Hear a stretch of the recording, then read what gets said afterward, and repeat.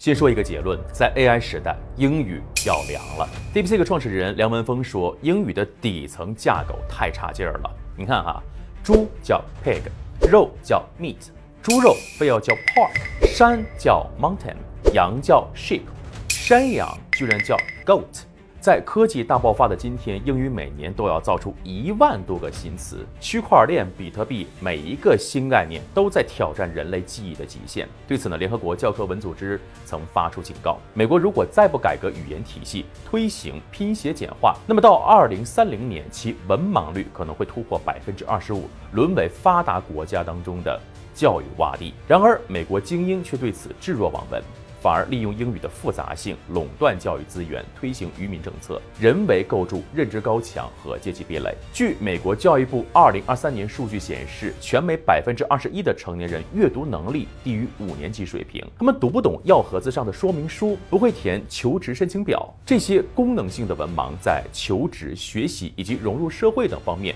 困难重重，最终在残酷的社会竞争中节节败退，直到滑向社会的最底层，沦为大街上的流浪汉。毫不夸张地说，英语发展到今天，已经脱离普罗大众的日常需求，异化为西方精英巩固阶层的专属工具。那么今天报应来了，在 AI 时代，傲慢的英语将被汉语反杀。斯坦福教授报告指出，若英语增速不变，2025年维持 AI 运转需要1.7个地球算力，而汉字始终秉持有限元素无限组合的数学哲学。老子的《道德经》用区区5000字就道尽了宇宙的终极规律。王伟的大漠孤烟直被气象 AI 转化为沙尘暴预测模型，节约300万行代码。OpenAI 工程师拆解危机等于危险加机遇时惊呼：中国用了2个字儿就写完了辩证法。当美国 AI 学习18世纪纺织机原理的时候，工程师绝望地发现 SpannyJenny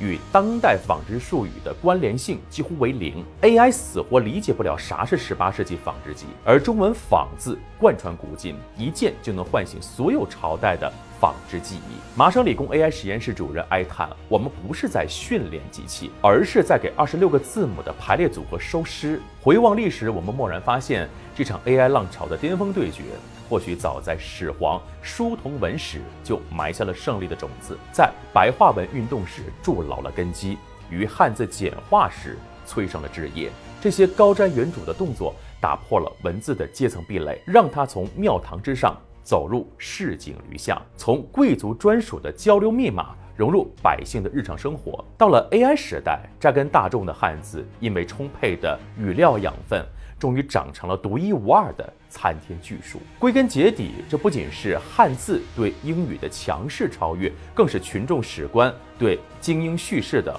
华丽胜出。唯有深入大众，服务大众，才能拥有长久的生命力。这个朴素的道理不仅适用于文化领域，在商业社会也同样奏效。比如说，拼多多精准抓住了下沉市场，短短几年市值就反超淘宝。比如说，小米顶着业内业外都不看好的压力，第一辆车就凭借着高性价比杀出重围，股价半年内翻了1倍。